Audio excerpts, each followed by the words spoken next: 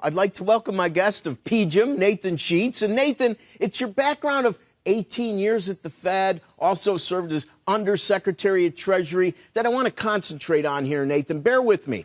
All right, we're going to learn a lot of things over the next couple of days. Of course, we're going to learn tomorrow that jobless claims soared again. We know that debt to GDP, all these metrics are going to have big moves because we've had a cessation of activity in the economy. But one thing I do know, I listen to Larry Kudlow, that if you take all the CARES, the PPP, all the programs between the Treasury and the Fed, that once leveraged, we have about 6 to 10 trillion to help stand in place a $22 trillion economy. So what I want you to tell me is, in simplified terms, how much does 6 to 10 trillion buy me? In other words, does it buy me a month, 2 months, 3 months? Because I think that's really helpful information for those trying to handicap how they're supposed to deal with their portfolios at a time where they're more worried about their health.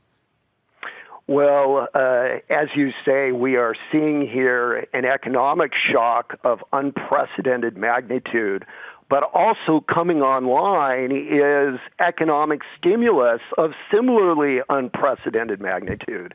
The Fed has moved very aggressively, providing liquidity and supporting the economy, and we have this enormous fiscal stimulus package. My feeling as to the way this will work out over time is we're feeling the shock first. But over the next, say, month to 2 or 3 months, there is going to be a flood of stimulus that's going to be coming online and providing support.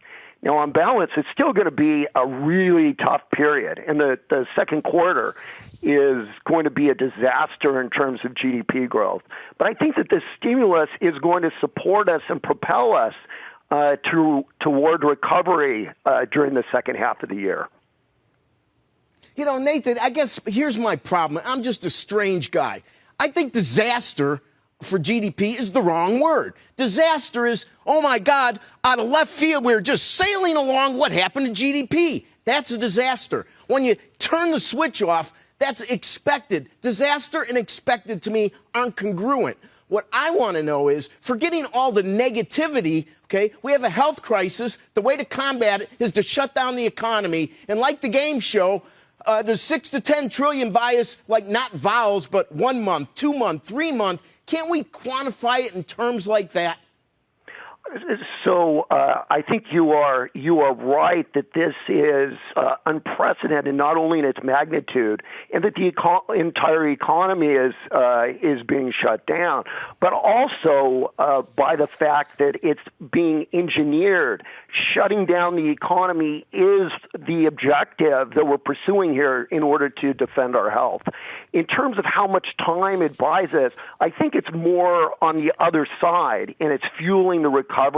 It's going to support us some over the next several months. But that economic stimulus and thrust, I think, is more likely to kick in during the second half of the year when people feel comfortable going back out, spending, going back to work, and so forth.